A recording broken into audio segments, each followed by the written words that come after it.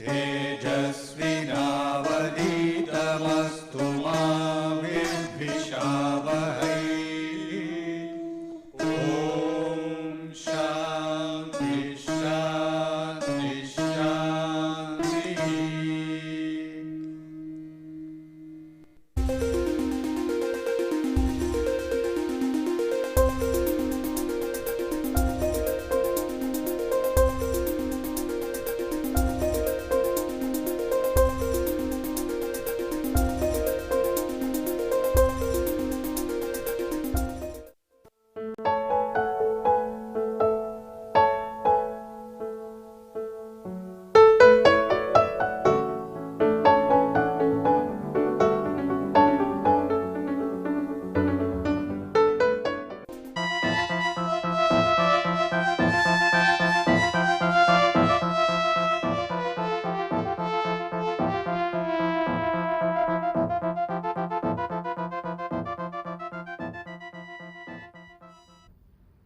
Today, we are going to demonstrate negative feedback and positive feedback using operational amplifier circuits. This demonstration is going to be done with the help of the experimental kit. There, Ms. Devaki is sitting in front of the kit, wherein we have the op amps, multipliers, transistors, differential amplifier, etc., and the connection that is needed can be made. There is a signal generator, please point out that, yes, and then there is the oscilloscope for you to see the waveforms at different points. Now, we will see what kind of experiment is going to be set up. Therefore, here we have a circuit which you have learnt in our earlier class for negative feedback. Output is taken and part of the output can be fed back. It can be 10K, therefore, it is either V by 2, or if I short this, the full output is fed back. If the full output is fed back when this is shorted, output gain is going to be equal to output by input is going to be 1. If it is half the output that is fed back to the negative terminal, negative feedback, then the gain is going to be 2, you know, right. So, we will see that the gain changes as demonstration is done. When this is shorted, gain is going to be 1. When this is opened, gain is going to be 2. Okay. And this demonstration can be now seen. Okay. She has fed an input signal, and this signal is going to be amplified by unity gain. On the oscilloscope you can see, yeah, output. Now it is amplified by factor of 2. You can see it is both the waveforms are on the same scale, right, and therefore the output is lower one and the input is the upper one, and you can see the amplification by a factor of 2. Now she will short the 10K, so that output is going to be equal to input because the feedback factor is 1. See, so the gain is equal to 1 here, and in the other case gain was equal to 2. By changing the feedback factor from 1 to half, gain is changed to from 1 to 2. Okay. Now, she will apply a larger input voltage. Input voltage is going to increase, and you can see the distortion appearing. So, see, the supply voltage is plus 15 minus 15, and therefore, the distortion has started appearing at the top as well as bottom. So, this is because of the supply voltage limitation. The input is increased and output is getting limited to plus supply voltage, that is 15 volts on the top and minus supply voltage at the bottom. If you see the scales, you can see that it is now peak to peak value of about 30 volts. Okay? And therefore, this is called saturation nonlinearity. Now, she will reduce so that the signal is not distorted. Now, she will apply a square wave as the input, okay, square wave as the input, and you can see that the same thing is happening. Input is having some voltage and that output is double value of input voltage, okay. And now the square wave frequency is going to be changed. This is low frequency, you can see that the output is going to be distorted. Further, input is remaining a square wave. Now she is changing the scale of the oscilloscope, and you can see that the output is going to be distorted. You can see the screen. See, the input is a square wave, output has started becoming a triangular wave, trapezoid, and you can see now further increase in voltage will make it almost triangular. So this triangle indicates that the output of the op amp is not able to rise as fast as the input. That is because of what is called as the slew rate limitation of the op amp. So output is only rising at a constant rate. After a certain point is reached, output is rising at a constant rate, and therefore when the input is square wave, output should have been a square wave, and this is the distortion that is set in by the limitation of the operational amplifier.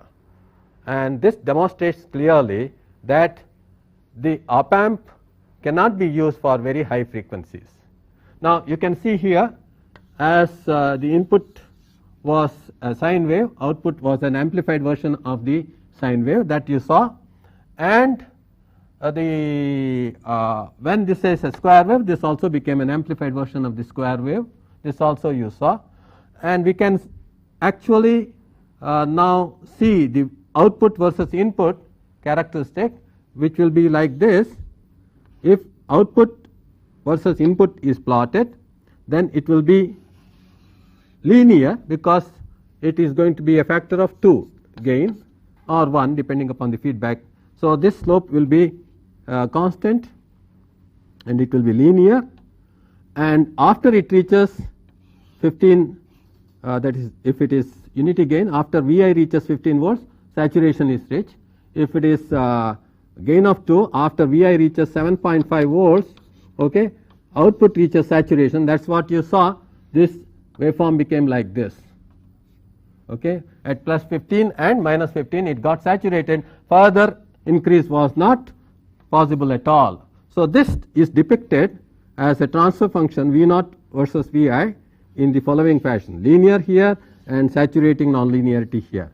This is going to be demonstrated there on the screen also. You can see with the help of the oscilloscope we have plotted V naught versus Vi, and you can see that it is absolutely linear as I have plotted it on the board. So you can see that it has reached saturation at 7.5 volts input, and saturation value is plus 15 on positive side and minus 15 on negative side. This plot has been obtained by just plotting V naught of the output of the op amp versus Vi. You have just now seen a nice demonstration of negative feedback. The circuit was this. I wanted to retain the same circuit configuration, except that I am now changing plus and minus of terminals of the op amp. The same circuit configuration, but plus minus only is interchange. You just see here, okay, this and this you see, but it is a vast difference in performance. This is what is called regenerative positive feedback circuit or Schmitt trigger, which has been discussed earlier. And here output can remain either at plus or at minus. It cannot remain at intermediate point at all. So it can either remain at plus or at minus, okay. And if the input is a sine wave corresponding to a voltage here, which if this has gone to plus 15, let us say, in this case at 7.5 volts regenerative feedback sets in, okay, and if the input is increasing at 7.5 volts it changes state, okay. So from, let us say, minus to plus, okay, or plus to minus in this case. Originally we have estimated to be plus, so from plus to minus it will change state, okay. and at 7.5 volts. And again, when the voltage is decreasing, okay, nothing happens, and at this particular point, when the voltage is again coming back at minus 7.5 volts, it will change state. Okay. So, because this has gone over to minus Vs, this becomes minus 7.5 volts. So, the input, when it reaches minus 7.5 volts, again it changes state. So, output is going to be a square wave for an input which is a sine wave. At plus 7.5, change of state occurs, and at minus 7.5, change of state occurs. Okay, and you get a square wave. The input necessarily has to cross 7.5 in order to obtain this square wave. If it is less than 7.5, okay, then there is no change of state at all occurring. You will see that output will remain at saturation, okay, either plus Vs or minus Vs. The moment input rises above 7.5, it will suddenly become a square wave. This is the characteristic of the Schmidt trigger. In fact, if you see this demonstration now, you can see the circuit connected this way. She has only changed the plus minus terminal of the circuit, okay, and now the demonstration, you will see clearly the input sine wave being given and output is a square wave. See, and you can also note the fact that change of state occurs from minus to plus at minus 7.5, plus to minus at plus 7.5. Please decrease the voltage, input voltage, decrease. If the input voltage is decreased below 7.5, output just goes to saturation. Slowly increase, yeah. So, slowly increase, it has gone to square wave. Okay. Again, please concentrate on the screen alone. Now, decrease the voltage, see, increase the voltage, see. So, if the input crosses 7.5 volts, immediately output becomes a square wave. Now, let us come back to the theory behind this, V naught versus Vi. If you say, suppose V naught is at plus 15, this is at plus 15, okay, and Vi is going to be large negative, it is going to be at plus 15, and then this is plus 15, this is going to be at plus 7.5 volts. So, only when input reaches plus 7.5 volts, okay, the change of state occurs from plus to minus. So, this is the characteristic, and then when the input further decreases, since it has already reached minus 15 here, this will be minus 7.5 volts. At minus 1.5 volts, it changes state. This is what is called hysteresis. This characteristic, V naught versus Vi, is again going to be shown to you on the screen. You can see she has now plotted V naught versus Vi. Earlier with amplifier we saw that to be a nice linear relationship. Now you can see the hysteresis. Okay. And if you decrease the input, please decrease the input. Yeah, the hysteresis will go because input may see, it has gone to only one saturation. Now increase the input at exactly so increase it further. You can see that stretching further. You see that stretches further the saturation portion, but the hysteresis remains the same. Hysteresis is now going to be from plus 7.5 to minus 7.5.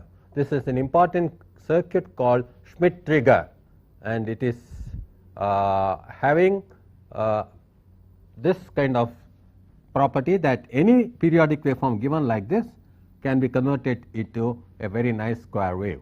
The rate at which output changes is determined by only the op amp. Okay.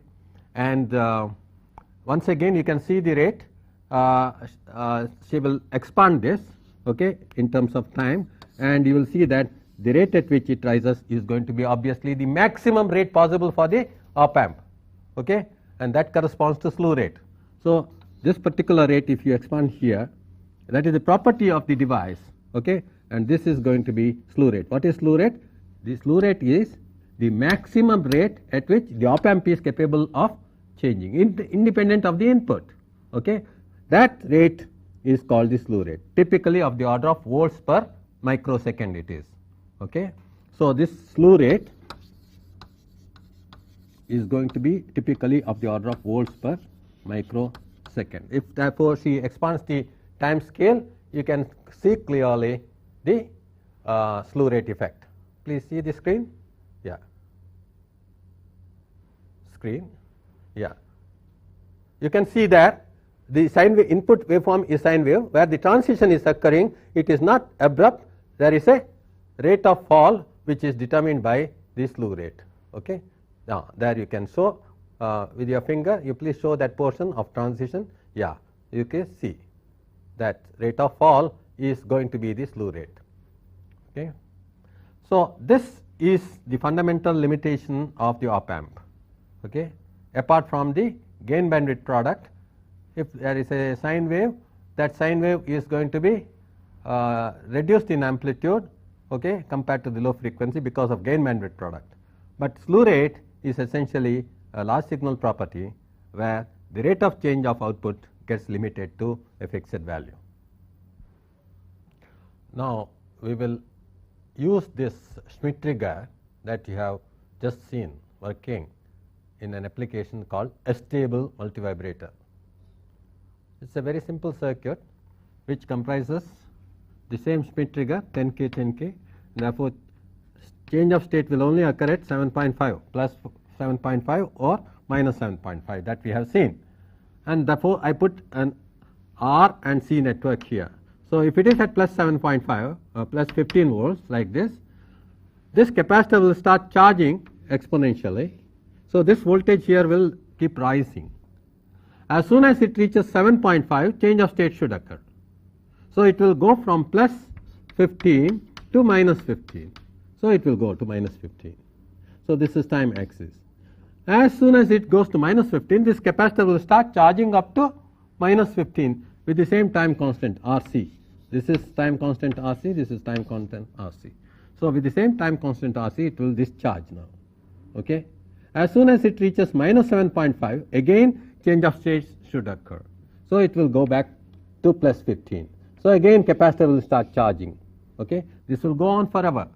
That means, this is automatically generating a square wave at this point and almost a triangular wave or exponential wave at this point across the capacitor. And the frequency is equal to 1 over T. If this is the time period, this is T by 2 and this is also T by 2.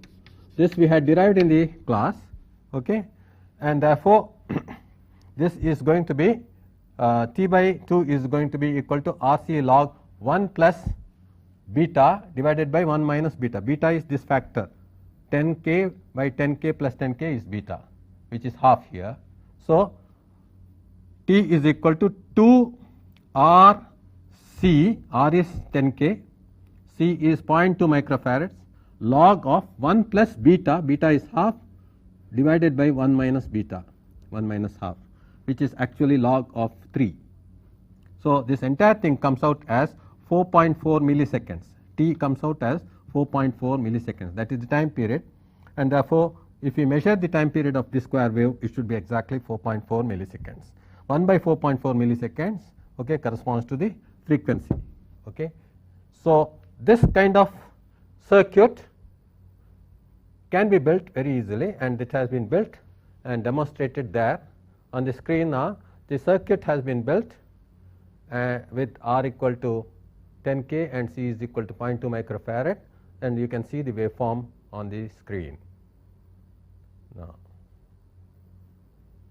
see the waveform exactly as depicted on the board. Okay. The V naught has gone to plus 15 and minus 15, and you can see the peak to peak value of the exponential waveform is going to be plus 7.5 and minus 7.5, right, exactly at the half the point. If the rate of rise is the same as rate of fall, RC time constant, you can see exponential rise and exponential fall. And if you can note the scale, Devaki, how much is the time period now, measured time period? 4.4 milliseconds, exactly that we had calculated is going to be what you get. Okay. And therefore, this circuit is popularly used as a function generator circuit.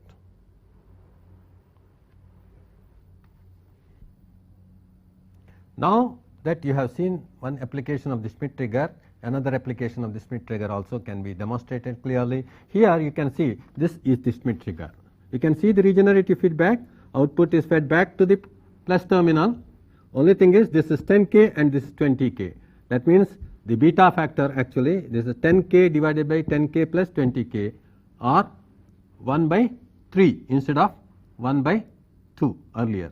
So 10K by 10K plus 20K, 1 by 3. That means 1/5 of this voltage, this 1/3 of this voltage, that is 5 volts, plus 15 if it is at 5 volts, that is when this is minus 5 volts, this point will become 0. If this is minus 15, when this reaches plus 5 volts, this point will become equal to 0. Once again, let us say if this is plus 15, this should reach minus 5 volts. Okay, for this point to reach 0, that is when change of state will occur. If this is minus 15, this should reach plus 5 volts. Okay, for this to go to 0. Okay, so then again change of state will occur. So this is another Schmidt trigger. Okay, unlike the earlier Schmidt trigger where the hysteresis was coming like this, the hysteresis here is going to be the other way about, that it is going to be starting from this negative going up to this and then changing like this. Okay, changing like this.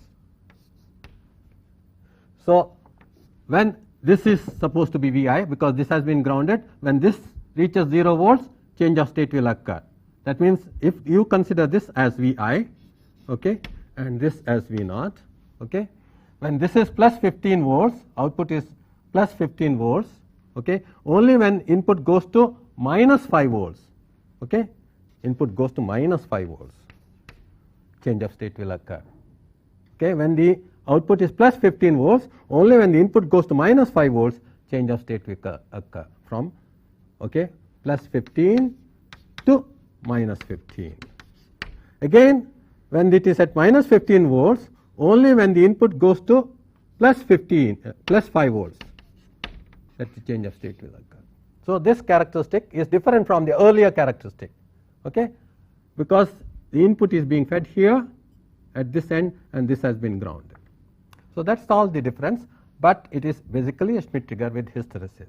Now let us see how this works with an integrator. Now this is an integrator, this also we know, okay, in our negative feedback. Now this has become ground, that means this is virtual ground. So if this is at plus 15, let us say, if this is at plus 15, the current will be going like this, and this same current has to be pumped into the capacitor. So this voltage will be plus 15, okay, divided by R, if this is R, okay, 15 by R, this divided by C into T, okay, and this will be plus here and minus, that means this will be decreasing, okay, this will be decreasing linearly. So if this is plus 15, V01 is plus 15, the voltage here V02 is going to be decreasing linearly, that is clear because of this integrator. So this is a constant current being injected into the capacitor, and that current will be going through the capacitor and developing a voltage which is minus 15 by RC into T, and output voltage is same as the voltage across the capacitor. So it is going at minus 15 by RC into T linearly, perfectly linear.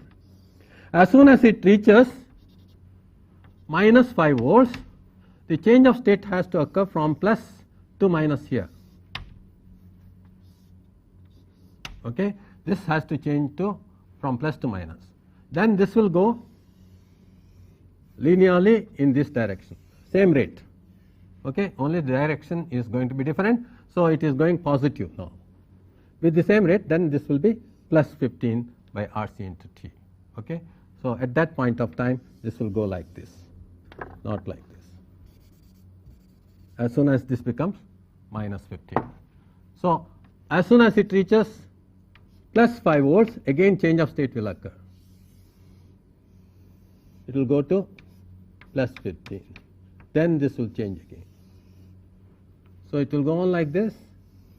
As soon as it reaches again minus 5 volts, change of state will occur. This will keep on repeating. So once again we get triangular waveform and square waveform. Instead of exponent, this is a perfect triangular waveform and a square waveform. This is called function generator. It generates two functions, one is triangle, another is square wave. This time can be easily evaluated. This is T by 2. So this is obtained by equating 15 by RC into T by 2 to whatever voltage it has changed. Okay? Within this time interval, it has changed from plus 5 to minus 5. See, the voltage acquired is plus 10, plus 5 to minus 5 within a time interval T by 2, and it was changing at this rate. So you can now evaluate T as nothing but 20 RC by 15. 20 RC by 15 is the T, time period of this waveform. So simple, okay, and so direct. Obviously, if I make R different, it will keep changing. So we will see this demonstration, okay, wherein this R is changed continuously and the time period of the waveform is changed continuously, okay, and F is equal to 1 over T. So this is normally used in all test oscillators these days, okay, because this is a very cheap circuit and you can vary the frequency continuously by varying R or C. Okay. This is demonstrated now. Once again, you can see this waveform. Okay. See the square wave. Okay. When it is negative, yeah, when it is negative, it is linearly increasing, yeah, and it is positive, it is linearly decreasing, okay, and the rate of increase is same as rate of decrease, okay, and it is a square wave. Now she will vary the resistance R continuously. The frequency is changing continuously, okay.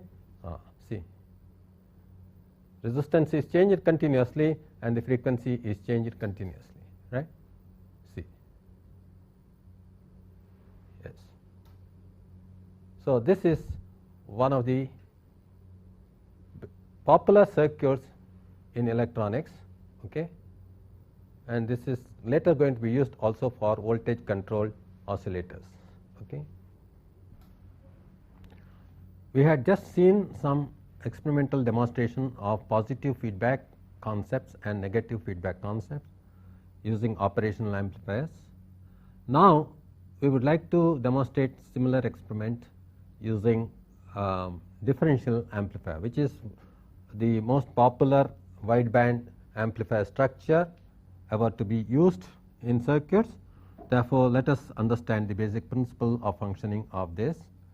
I have now set up a differential amplifier with collector loads being 10K each, and it is being biased by means of a current source here, and the current source has 10K 1K biasing, okay. So the voltage across this 1K is going to be 15, okay, volts is the total voltage. 15 by 11K is the current in this, that into 1K, that is 1.36 volts is the voltage across this, and about 0.6 volts is going to be dropped here, and therefore this is going to be 0.76 volts, and that divided by 1K is 0.76 amperes. So the current source current is 0.76 amperes. Half of this will flow through this if this is grounded, okay. This will be a symmetric circuit, so half of this, that means 0.38 milliamperes each will flow through this, and therefore the voltage across the 10K quiescent voltage drop will be 3.8 volts, very nearly 4 volts, okay, and therefore this 15 minus 4 volts, therefore this will be 11, okay, if it is 3.8, 11.2 volts, okay. This also will be 11.2 volts, okay. That is the quiescent state, that is a DC of 11.2 volts. If you take the differential voltage, it will be 0, for a 0 volt input. Okay. This is the quiescent state of this entire differential amplifier. When I apply a signal here, this signal Vi is going to be amplified to an extent which is Gm into Rc. If it is differential output, that we have learnt, it is Gm Rc by 2, okay, if it is a single ended output. From here to here, there will be a phase shift of 180 degree. This will be minus and that will be plus. Okay. From here to here, there will be a phase shift of 0. Okay. So, these two voltages will be in phase, these two voltages will be out of phase by 180 degrees. So, this is Gm Rc by 2, gain is from here to here, single ended gain is Gm Rc by 2. Gm is equal to I naught, if this is I naught, okay, this is I naught by 2, okay, divided by Vt, this is the Gm. Okay. In this case, it is going to be 0.38 milliamperes, okay, divided by 25, okay, millivolts. Okay. So, 25 millivolts, 0.38 milliamperes. Okay. So many Siemens. Okay. That is the Gm of the transistor. That into Rc, that is 10K, is the gain. So, the gain is going to be 0.38 divided by 25 into 10K. Okay. So, which is really speaking equal to 38 into 100 by 25. So, this is 4.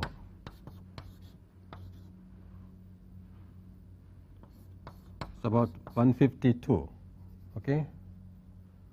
So, this is the kind of gain that you get if it is Gm into Rc. This is the differential gain. We want Gm Rc divided by 2, therefore, that is single ended gain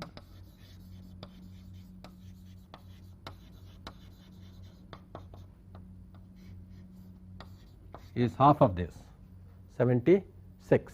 Okay. So, let us therefore now see the demonstration there. She has applied input voltage at this point, okay, of one of the base. You can see the input and output on the screen. These are now different scales. Please remember, output is an amplified version of the input. So, these two are in different scale, but you can see the phase shift. Okay. The input and output are out of phase by 180 degree. Okay. When the input is peaking, the output is minimum, okay, going down. Okay. When the input is increasing, output is decreasing. So, indicating the phase shift very clearly. Okay. And what is the gain? So, the gain is going to be, input is 20 millivolts peak to peak, input is 20 millivolts peak to peak, output is 1.5 volts. Okay. This 20 millivolts means actually very nearly this is the limiting signal. After this, distortion will start setting in, actually speaking. So, 1500 divided by 20. So, you can say about 75, which is nearly what we have computed, okay, also. Okay. So, this tallies very well with the calculated gain. And you can now see that signal is going to be increased, and you can see the tan hyperbolic distortion sets in as she keeps increasing the signal. Now, she is going to another scale in the oscilloscope, okay, because signal level is increased much more than the original 20 millivolts. Yeah, please increase the signal further. Yeah, see, you can see the signal is increased. Now, the distortion. This is the tan hyperbolic signal distortion. You can see both the sides. Okay, it is almost the same type of distortion that is occurring. Okay, it is going to saturation. Right. Now, further increase will make it almost look like a square wave. Okay, see, see, it's almost like a square wave, and now you can see that, yeah, further she has increased this too much, and now the transistor has gone to saturation, right. Yeah. So, this is current switching. What is taking place is ultimately the entire current of 0.76 gets switched over to this, okay, and this is deprived of any current. So, that is the limitation that comes about. And other side, this current goes to this side and this is deprived of current. Okay. So, it goes from VCC to VCC minus I naught RC. That is the limitation that is occurring on the transistor. That is again seen on the screen. See the square wave. Okay. Input is a sine wave, output is very nearly a square wave. Okay. So, this is another application of amplifiers. Input can be converted to output square wave kind of thing, right, using high gain amplifiers like this. This also is done. These are called comparators now, which will convert a sine wave into a square wave. Okay. Next, we will now see that we are going to give the same input to both. Okay. The same input is given to both. That means this is called common mode. Output should be 0 because both inputs are same voltages. Output should be strictly remaining at 0. But because of the non-ideality of the current source, etc., we will have some small output even if the input is very large. Okay. So, please see that this method is going to measure the common mode gain. The output now divided by the input will give what is called the common mode gain. So, please see this demonstration. The input has to become very large. It should go to volts in order to see some output at all. So, output gets attenuated. There you see.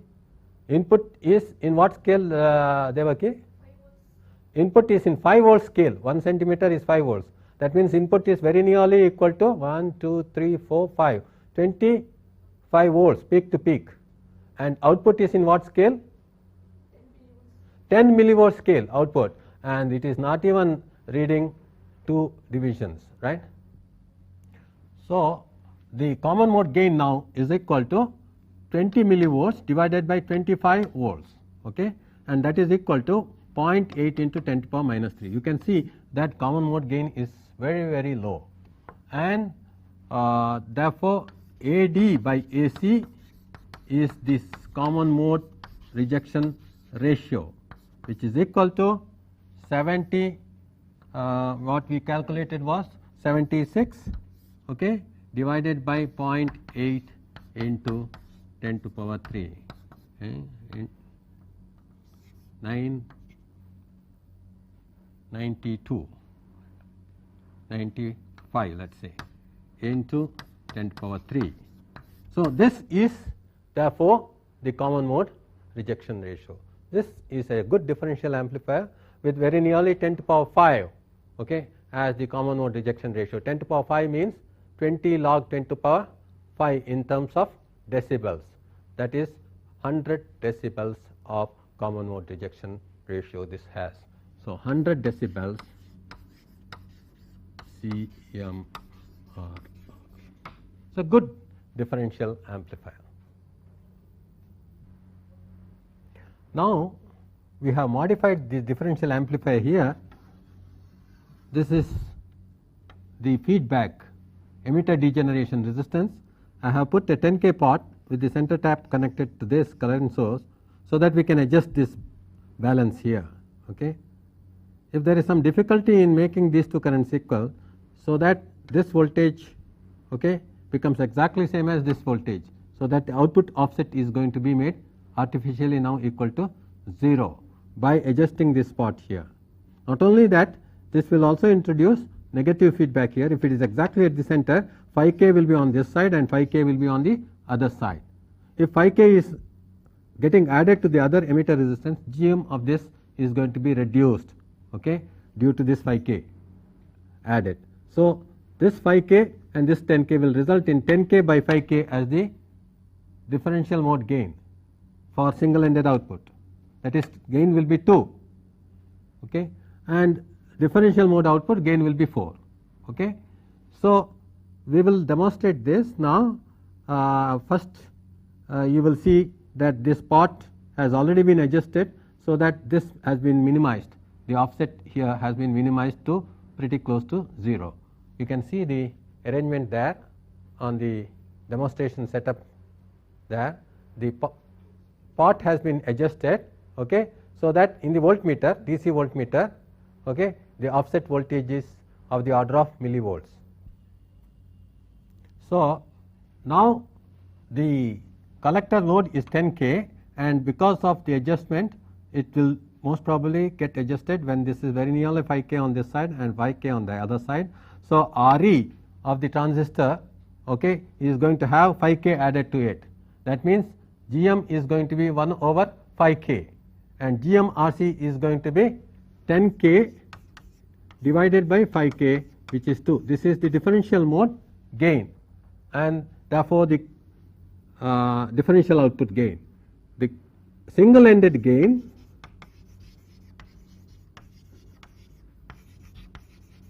equal to 1. This is going to be demonstrated now on the demonstration setup. Okay, you can see the output for a specific input. Devaki, what is the input? 0.4. So, the input is 0.4 and output is 0.4. So, the gain is equal to 1, and you can see the phase shift of 180 degrees there, and please see the screen. Yeah. Now, increase the input, increase further, yes, apply large input now, so that it will go to distortion. Now, I can make you see clearly the distortion there. See, distortion has set in on one side, there, both sides distortion has set in, okay, and further increase. Yeah, you can now see that the transistor has gone to saturation, and on one side it has brought the input itself. You can see the input peak appearing on the negative side. That is because the transistor has gone to saturation. So, output is going to be same as input without the phase shift. So, you can see the input peak rising. On the other side, on the top side, the transistor has gone to cutoff. On the other side, the transistor has gone to saturation. There the input has peaked. You show the peak also, and that peak is appearing, okay, at, okay, see, now see the input is now clearly visible, okay. The transistor is not acting as an inverting amplifier at all, and the same input is appearing at the output because the transistor has gone to saturation. I wanted you to clearly see this kind of effect, how the transistor goes to saturation and the simply output appears as the input. Now, reduce the input, okay, further. So, the transistor has come out of saturation. It is only current switching that has limited now the signal, and output is equal to input. This clearly demonstrates, okay, the effect of negative feedback as well as the transistor going to saturation.